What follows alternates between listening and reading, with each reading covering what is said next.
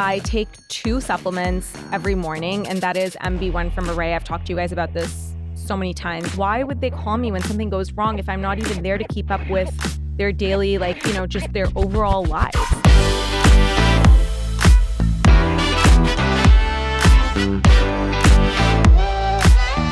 Hello, my friends, and welcome back to another episode of the Dream Bigger podcast. So today I am back with another solo, and what inspired this one was actually a conversation with Jord, I Heart Nutrition. So over the last couple of weeks, I've had actually quite a bit of social time. So I'm just going to give you guys a little life catch up. So what was it? 2 weekends ago, I was in New York visiting my 2 best friends, and I had the best time. My brother also came. So it was just like the best 2 days. And then I got back for a week, and that week was just regular business as usual. Then it was my birthday party, which was, oh my God, you guys, it was so fun.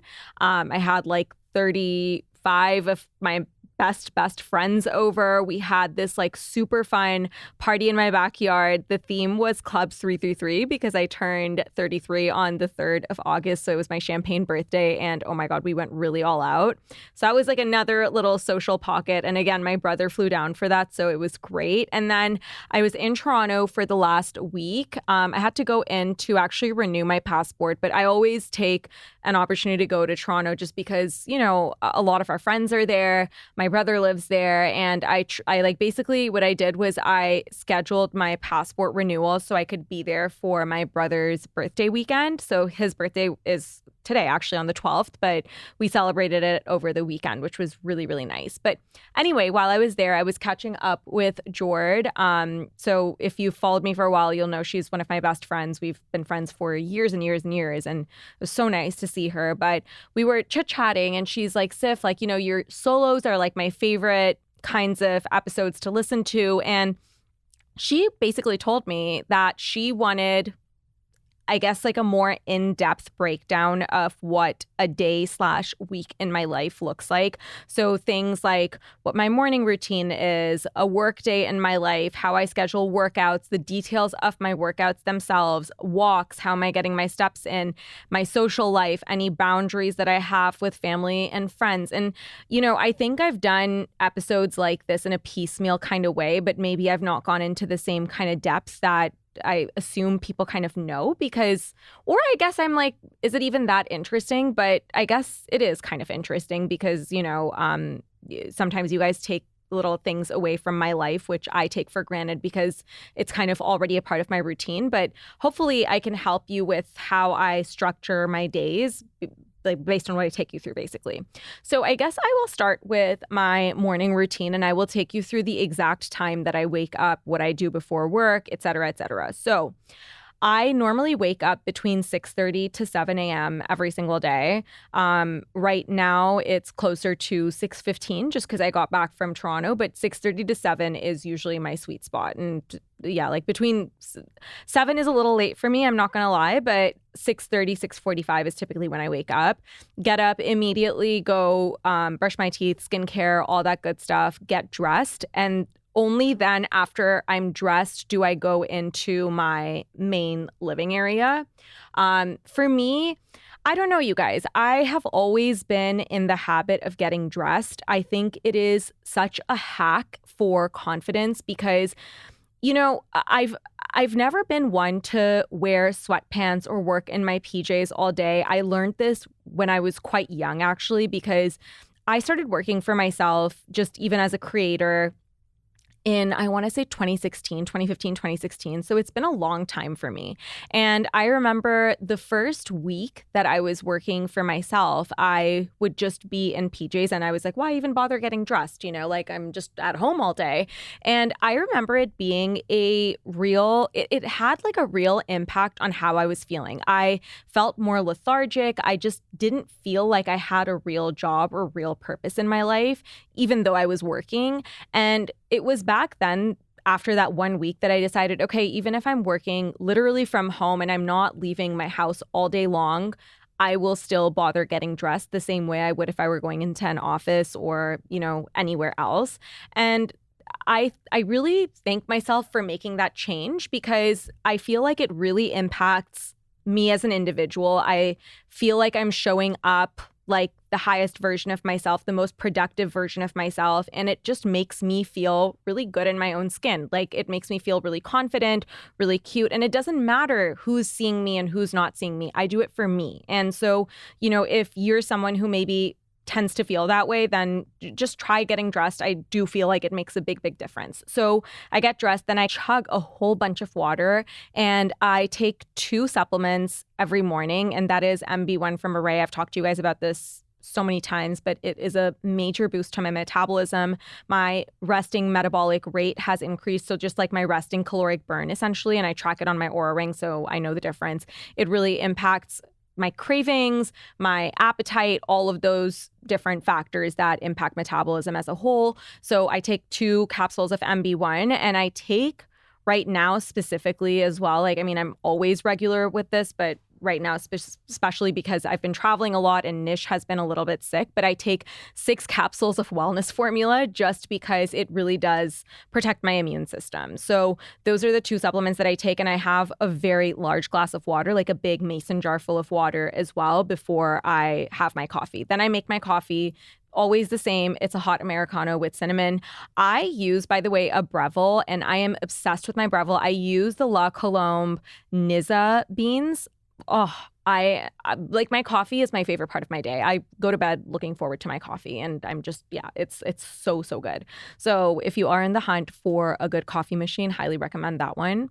I make my coffee, sit down with my journal, and then I journal for about 15, 20 minutes, however long I want to spend journaling. And then if I've woken up around 6:30, then I am out the door by 7:30 for a walk. Now, it's really interesting because I do get asked, oh, Sif, like, do you walk with your, I guess, like, your clothes, like your daily clothes, or do you have like workout clothes on for your walk? And I don't have my workout clothes on for a walk because I'm not going for a run.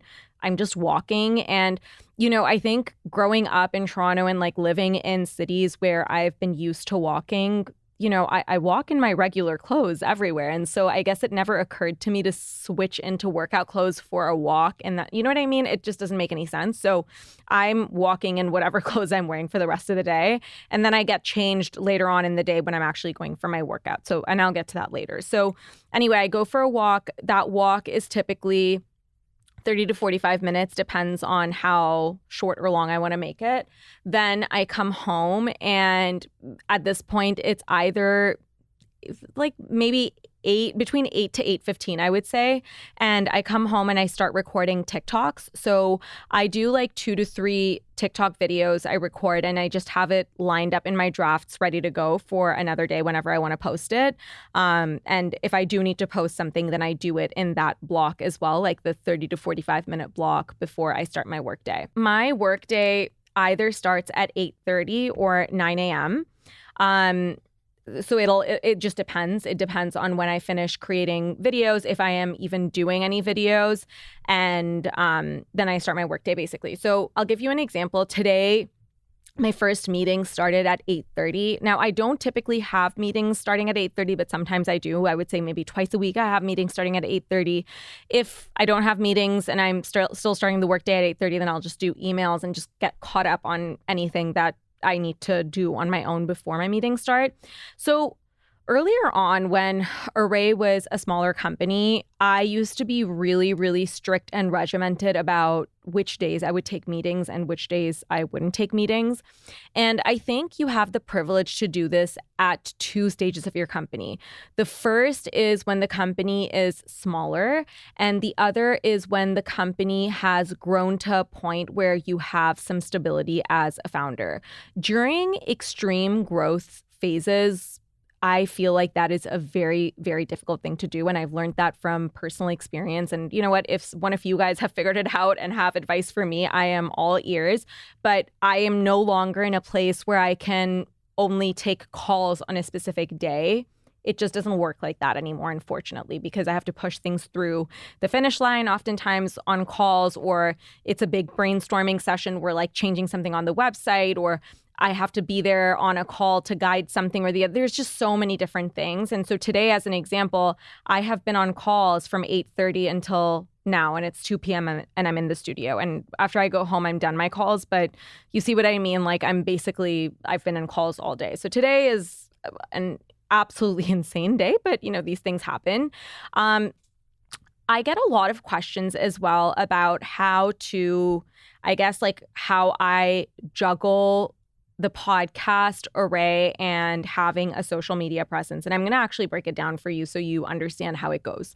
So when I first started Array, so just so you guys have some background, before Array, I had been a content creator for years. I started my podcast also before Array, and I was doing it on a weekly cadence. I launched my podcast on my own, and back then I was doing everything from the interview prep to getting guests to production to social media. I did it all on my own.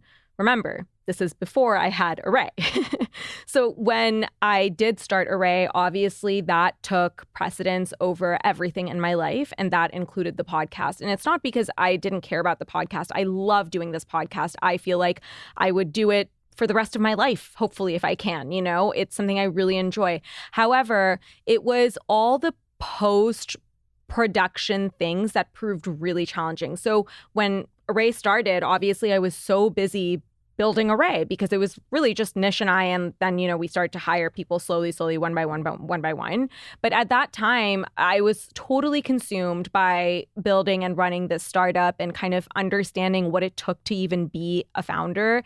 And at that point, yes, I could do the interviews, but oftentimes I just didn't have time to edit my podcast and then post about it and then figure out the social schedule for it and all of those different pieces that come alongside a show. So I would say between 2020 is when we launched Array to 2021 is when I joined Dear Media. There was a period of time where, maybe an episode would go out once every 2 weeks, or maybe, my podcast has typically always been on a Tuesday, but maybe it would slip to a Thursday. So I lost that really strict cadence. And for people who want to start a podcast, this is my piece of advice, okay? So if you are just starting a business, I don't think it's possible for you to also start a podcast on your own, self-produce the whole thing. It splits you into too many pieces, and you're not going to do either of those things well.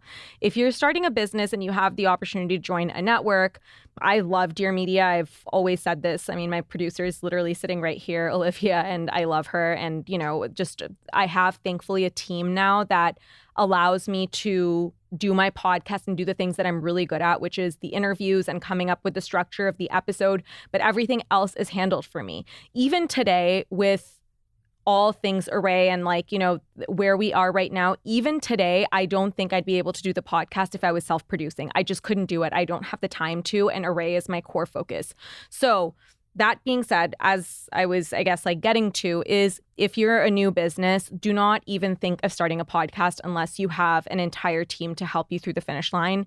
If your business is growing like ours is, right now we are, I think, 23 people in our company. Holy crap, I can't even believe I'm saying that. But, we're in a growth spurt. We have been in a growth spurt ever since we started Array. This is year 4. We're kind of on that hockey stick type of trajectory. And so we're busy. And so again, if I didn't have help, if I didn't have my producer, if I didn't have Mackenzie, who's my assistant, who helps with figuring out what the title is going to be and the description and all of those pieces, if I didn't have her coordinating with my guests to schedule things in, I don't know if I'd be able to do this because, again, I don't think you can pour every single part of you into many things at a time, right? So if I'm doing everything for Array, then I need help in the other things that I'm taking on. And thankfully, I have that with my podcast. And also, there's no learning curve right now when it comes to interviews. I've been interviewing for long enough that I can show up. I know exactly the questions I'm asking.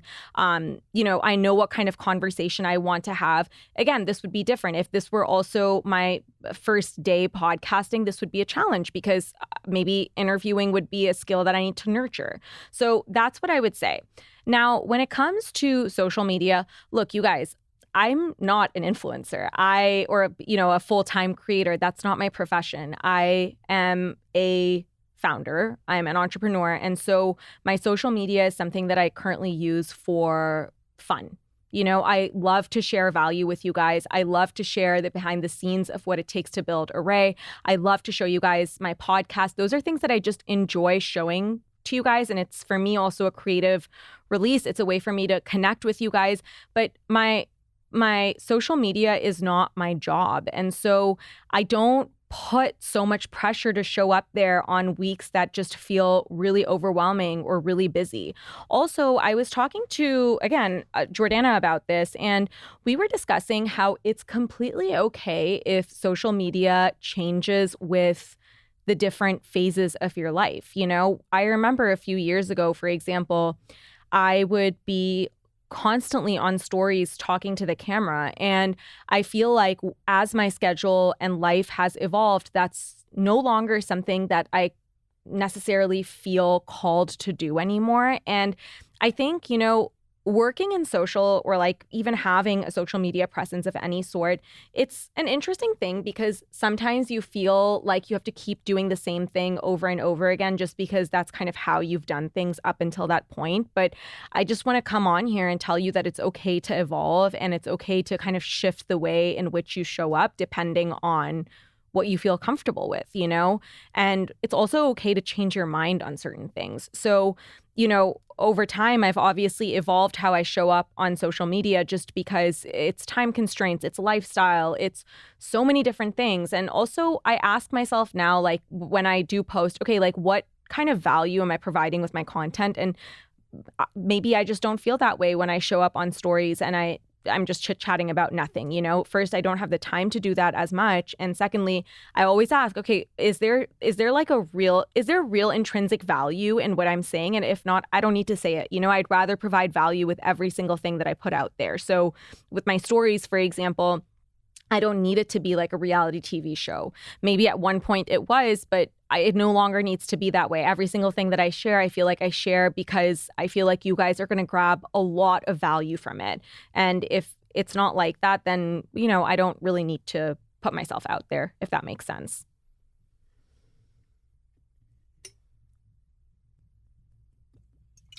Okay, so now that you guys kind of understand what, I guess, like how my time is balanced and all the different things that happen over here, I'll tell you guys as well how we structure things with our team. So it's funny, I always joke and I'm like, is Array an influencer? Because sometimes, what was it, last week actually, Claire, who's our head of social, was doing a Q&A and someone asked what dining room table was in the last story and I was dying. Like our Slacks, I literally screenshotted that and I sent it over and I was like, what is happening over here?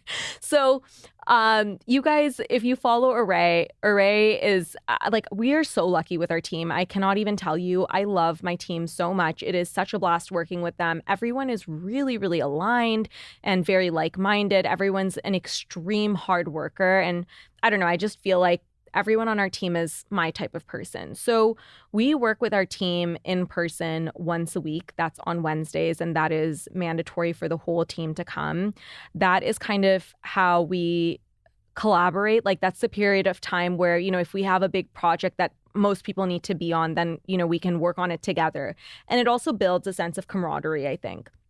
But outside of Wednesdays, honestly, you guys, there's people every day who work out of our house. And if I didn't already say it, our house is our office. So we have right now on our LA team, I think 16 people, if I'm not wrong. So we have everyone there on Wednesdays. And then on any given day, there's 4 to 5 people at our house every day. Today, for example, we had 3 of our team members in our house. And that's just kind of what happens. And I feel like that's how we work really efficiently and quickly and we push things through. And, I think one thing about us is that we operate with a ton of speed and like urgency, if that makes sense. And so I think working in person really does help with that as well. So that's kind of how things are structured from a team perspective. Let me get into the next point, which is working out. So actually, before that, walks. This is another important conversation. So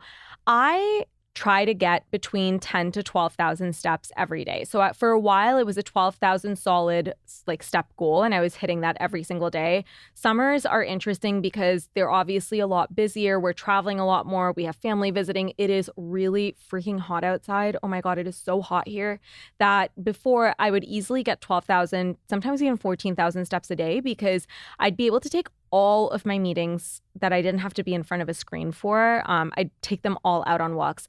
Now, even if I have, a meeting at 3 p.m., which I could easily take out on a walk, I can't necessarily go out on the walk because it is really, really, really warm outside, and to the point where it'll dehydrate me or drain me. And, no one's trying to do that. Okay. It shouldn't be dogmatic in terms of how we have these goals. So right now, I would say it's closer to 10 to 12,000. On most days, I will easily hit 10,5 steps.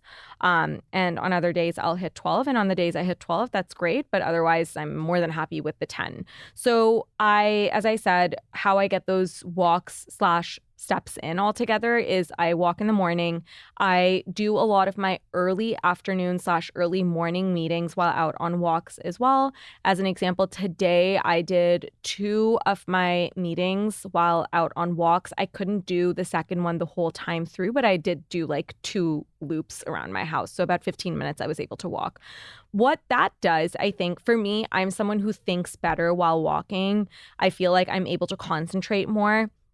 And also sitting at my desk all day, I don't know, I feel like it drains me more than anything else. So I really like the movement. So, whether it's trying to get out on a quick walk right after eating, while doing a meeting, whatever I can, I'll just try to get up and walk. And so I'll do that. And then at the end of the day, so I come back from the gym and I'll usually do a 30-minute walk then as well. Okay, now you understand how I do my walks throughout the day. Now, before I get into how I do my walks in the evenings, let me get into the timing for the gym. So I work out 5 days a week with a trainer. At my gym, basically I have a trainer from Monday to Friday. And then on Saturdays, they have something called Saturday Sweat or just small group training, depending on what I want to do. And so I try to do all 5 days, Monday to Friday, with my trainer. But if I can't, then I'll swap out one day. So say, for example, I have to break on a Thursday or a Wednesday because something comes up. I'm maybe tired or, I have a social obligation or whatever it is.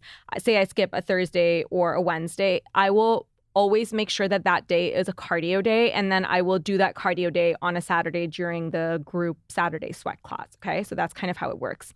So in terms of what I do with my trainer, so my program is very tailored to me. I've been at my gym and have had a trainer for over a year now. Now, I know that this is something that may not be available to everyone, and I want to assure you that you can still be very, very fit and very healthy without a trainer. I worked out without a trainer for my entire life. Before joining my current gym, I was doing Booty by Brett Contreras. You can look him up. He is absolutely incredible. If you are someone who's wanting to get into strength training and maybe you don't know what program to follow or where to start, this is an excellent place to start. This will give you everything that you need. My issue was that I had gotten to a point where 2 things started to happen. Number one, I was lifting heavy weights and sometimes I would deal with injuries. I've had a history of issues with my ankles, and just as the weight started to get heavier, you just have to be so proper with your form. And this was just an investment that I wanted to make at that point because I was kind of at a plateau with my fitness journey and I wanted to move on to the next level, which was getting a trainer. Number 2, the second thing that started to happen was work started to get busy to a point where I would show up to the gym and be so drained that I wouldn't necessarily give it my 110% because it was an additional thing for me to think about. Now, could I have willpowered my way through that second bit? Yeah, probably. And a lot of the days I did. But at that point, when Nish and I chose to work with trainers, we were in a position where we felt like we were ready to make that change for ourselves and invest in ourselves in that way. And, it's your choice what you choose to invest in, right? So for us, this was something that was important to us. My health and wellness is everything to me. And so this was just something that was incredibly important to me. So that's why we invested in trainers. So I do want to just preface and say that. Now, in terms of what I do, so as I said, my program is extremely tailored to my goals. And what I do is I strength train 3 times a week, which means that I'm lifting really heavy weights. Now, what I do during those lift days, this changes based on where I am in my program. We change different factors around like how many reps I'm doing versus, how many sets that I'm doing, the speed, like the rest periods. We change all of those things so that nothing ever becomes stagnant and I'm seeing progress, but my body doesn't get used to things, if that makes sense. So the common thread that is, a thing with all of my programs is that it always involves compound lifts. So I'm always hitting the really big compound lifts such as squats, deadlifts, RDLs, bench press. So those are the things that I'm always doing. Right now, my goal has been to be able to do full pull-ups. Now, you guys know, if you've been following me for a while, that I had breast reduction surgery, 2 years ago, I want to say. And I've always historically been top heavy. Even now, I feel like, honestly, I could probably go in for a second round of breast reduction and go even smaller, to be honest. But because I've always been historically top heavy, I've had issues with doing things like pull-ups and push-ups. And so that is a core focus for me. So because of that, outside of my compound lifts, my accessory moves are tailored towards those goals. So, I'm doing banded pull-ups, I'm doing lat pull-downs, I'm doing different pushing movements that'll make my traps, biceps stronger, my chest stronger, so I can kind of hold the weight of me being able to do full push-ups and all of that. So those are kind of the accessory moves. So again, as I'm saying, my program is really, really tailored to my goals. And so I'm just kind of being transparent with you and telling you what my goals currently are, which is being able to do full pull-ups and, get to a point where I can do several full push-ups as well. So that's kind of how my program is created. And then on top of that, my other goal is also to work on my running / overall stamina and like cardio ability. So something that my current program also has is, no matter what, an 8-minute period of endurance work right at the end of my 3 lift days. So what it usually is 8 minutes, 30 seconds on, 30 seconds off of some form of cardio. So this can be the assault bike, it can be treadmill, it can be rower, whatever it is. So that is on my lift days. Okay. So basically, I do my lift days. It's an hour altogether, and 8 minutes of that hour is reserved for endurance work. Okay. 2 of those days, because I work out 5 days a week, 2 of those days, typically either one of those days I'll do Pilates and, I'll go to a Pilates class. I personally love Pilates by Amanda. I've talked about her before. So if I'm doing Pilates and I'm going in person to a class, I'll go to hers. Also love P-Volve. That's not Pilates, but it is kind of like a different kind of cardio / strength training, depending on the kind of class or resistance training, depending on the class that you go to. So I'll be one day. And if it's not either of those 2, then both of those days will also be at my gym. Okay. So one of those days will typically be, a cardio workout, and that's running, as I said. So it's different programs that my trainer comes up, or essentially like the program changes based on where I am in my running journey. So right now we're doing, I want to say 35 minutes where I'm doing 2 minutes on, 1 minute off, I believe. I think that's where I am. I took the last week off because I was away. So anyway, so that's my one run day. And then the other day, so basically if I do Evolve or Pilates by Amanda, then it'll be in lieu of my Saturday sweat. I'll always have that for like that one training day with my trainer. That's cardio. Does this make sense? I hope it does. Sorry if I'm not being clear. And then if I am not doing P-Volve or Pilates, then I go in for Saturday sweat as my second cardio day. And it changes every week. It's really, really fun. But it's a cardio slash hit class, which is in a group. And so I love that my gym does this. They do it once a week. And I used to be very intimidated, and I did my first class, I want to say like, I don't know, like 2.5 months ago. And I was like, why was I waiting for so long? It's so fun. It's that group environment that I'm sure most of us have experienced through ClassPass or like any of these classes that we go to, but still gives you like that cardio slash endurance work. So it's usually 30 to 45 minutes, depending again on the class slash like what we're doing. And it's really fun. So that is my workouts. As I said, I usually do my workouts on weekdays from 5 to 6 p.m. Then I come home and I will go on a short walk, typically just 20 to 30 minutes before I come home and make my food. My dinner, it's either food that I've made, or for a while we were getting Sasha, her handle is Sasha's Table, to meal prep for us. She's been away, so I've been making our food instead, which has been, again, like great. I'm more than happy to do it, obviously. But if I am the one who's making our food for the week, then I do my prep on Sundays. So before we had Sasha cook for us, this is what I would do. Every Sunday, I would sit down in the morning and basically figure out what recipes exactly I'm making for the week. So I would list down our lunches, breakfast, lunches, and dinners. And based on that, I would then order groceries. I'd go pick up the groceries and then do the prep work for the week on Sundays. That way, when the week rolls around, I'm not stressing about what I'm making, because I know I have all the ingredients, everything's prepped. So this week is one of those weeks. So I got back from Toronto at 10 a.m. yesterday. I ordered groceries while I was at the airport because I knew what I'd be eating. And when I landed, I had the groceries delivered to my house, so that when I got to my house, I just put everything away, took a shower, and then I started prepping our meals for the week. So this week, for lunch, I'm doing chicken thighs, which I marinated in some olive oil, lemon, a little bit of honey, and then a bunch of spices like paprika, chili flakes. What else did I put? Salt, obviously, and garlic.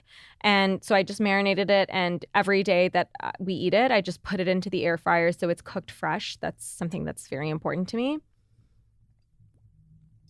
And with that, I made a side of that. You remember that Jennifer Aniston viral salad? So I made that on the side. So it's with quinoa, chickpeas, cucumbers, lots of herbs, onions, pistachios. It's like just look it up. It's everywhere. It's really good. But yeah, that's kind of what we're eating for lunch. And then for dinner, I have salmon and broccoli prepped. So again, do the prep on Sundays. It just makes things really easy. So I go out for my walk, come back, and I have my dinner at around 7. Nish goes to the gym from 7 to 8 p.m. So what I do is I eat alone typically. And afterwards, when I'm done eating, I will typically just make sure that my work is in a good place. So if I need to still get to things, I will do that before Nish gets home, / when he's in the shower once he gets home.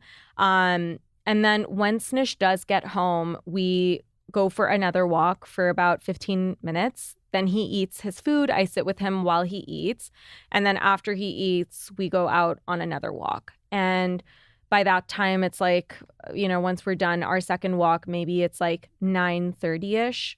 And then I just go shower, get ready for bed. And I'm usually in bed by 10 at the very latest. I read for 15 minutes and then I go to bed. So that is literally how my day is structured from day to night.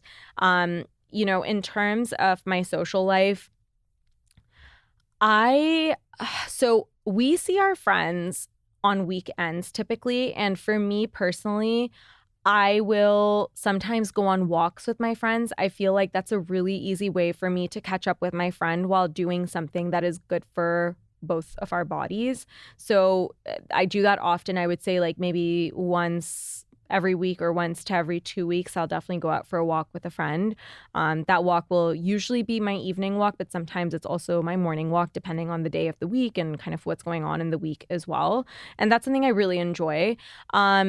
Some days, like every week, once in a while, I will do a week night dinner with a friend, but that is on a day that I'm breaking from the gym. So, for example, what is it? In 2 Thursdays from now, I have dinner with my friends, and I know I'm not going to be working out that Thursday because, I don't have time to both work out, work, and then also be social. It's just a tall ask, and it's really, really exhausting. So I'll typically not do all three of those things unless it's an off week where I have a number of different work-related events, in which case I'm not going to skip out on the gym for more than one day. And so on those days, I typically go to the gym and then say I have to go to an event or work dinner in the evening. Then I'll take my clothes with me, I'll shower at the gym, and then go directly from the gym to whatever work event that I have. So this, I guess, brings us to the portion about boundaries that I have with family and friends. So I guess for me, I have never had an issue having boundaries with the people in my life. And I think I learned boundaries from my parents. You know, my parents both worked. My dad has a business of his own. And so while my parents would give us time and, we always had dinners together, for example, it was also clear that when it was time to work, it was time to work. And, there was no shame in that, and so I've come from a family where my boundaries are respected. And I think that has kind of become my benchmark for functional relationships. So with the friends that I have, everyone understands boundaries. And I think that is kind of indicative of a healthy relationship, that, you don't take it personally if someone is busy. Obviously, you make time for each other. Obviously, that goes without saying, even when sometimes it's inconvenient. As an example, I went to New York to see my two best friends. It's literally across the country, Was it inconvenient? Yes, of course it was. I had to take a red eye out, and then I was there for 48 hours and I flew back to LA. It was a little bit inconvenient, but I would do that again in a heartbeat, because I don't get to see my best friends very often because we all live in different places. And those relationships are important to me, and going out of my way for my friends is also important to me. What I mean by boundaries is being clear about, you don't need to see each other every single weekend, or, be on someone's beck and call just because they want to come and, talk to you about like things that have happened in their, like mundane things that are happening in their life every single day. Does that make sense? It's okay to establish those boundaries, and your friends who are your real friends should be able to respect that. Like, as an example, if there was something happening, like with my friends who don't live in LA, for example, right? If there's a special life event, if, we're supposed to get together, if even we've not seen each other for a period of time, I will drop everything and fly over to see my friends. But there's very healthy boundaries. We're not impeding on each other's work schedules. If, for example, it was my birthday weekend, and I would have loved for my two best friends to be here for that, but they both had prior commitments, and I didn't even think twice about it. Like, it was just like, oh, you can't make it, no problem. I wasn't going to make a fuss. Like, I mean, we're not babies here, And same thing with my friends who are based in LA. They are very respectful of whatever boundaries I have, and I'm very respectful of whatever boundaries they have. So if that means that, one random time I have to cancel our plans because I'm absolutely exhausted and work has kicked my ass, we are all understanding of that, And I think that is one of the things that I look for when I make friends, is that, are they going to take things personally? Do they have a strong sense of self and boundaries? Do they have things going for them in their lives that they're not reliant on me and me alone?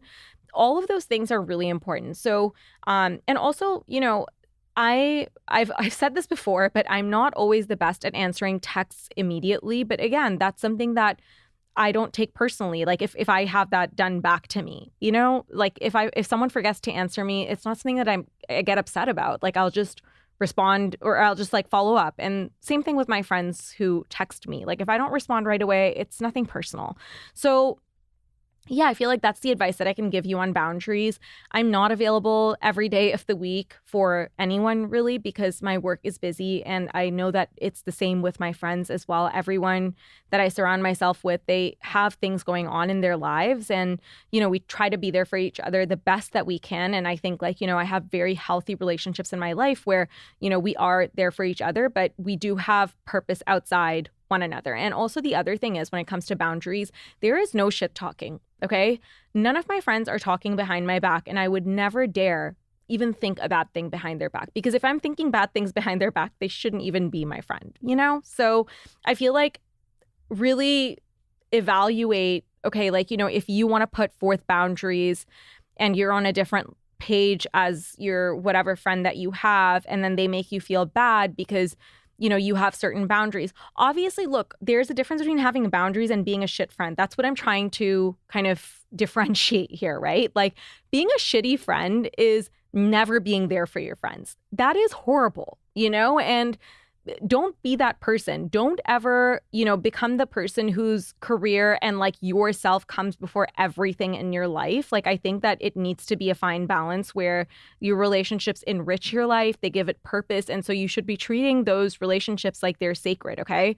But it's like the pendulum can go onto both sides. One where you are a crazy people pleaser and you feel the need to drop everything of your own just because your friend needs this or, your family needs that. No, that's like you've gone too far on this side. The other side is you are so involved in what you're doing that you kind of forget to nurture relationships. And when I started my career, I fell into this trap, where I was like, and I've talked about this before, where I'd be like, oh, well, I'll go if I'll be there for my friends if something goes wrong. Like, they know they can call me. And then I had this realization where I was like, I'm not there for the good times. I'm never there for the fun things, like a trip out of the blue or making an effort to see my friend because that's something that they're doing. And I was like, why would they call me when something goes wrong if I'm not even there to keep up with their daily, just their overall lives?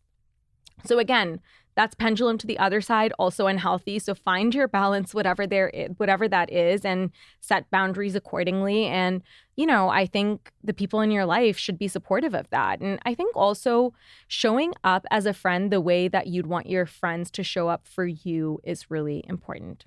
Okay. So with that is all that I have for you. It's actually been a pretty long episode. I hope you find it helpful. If you have any questions, obviously let me know, DM me. I love hearing from you guys, and I will talk to you next week.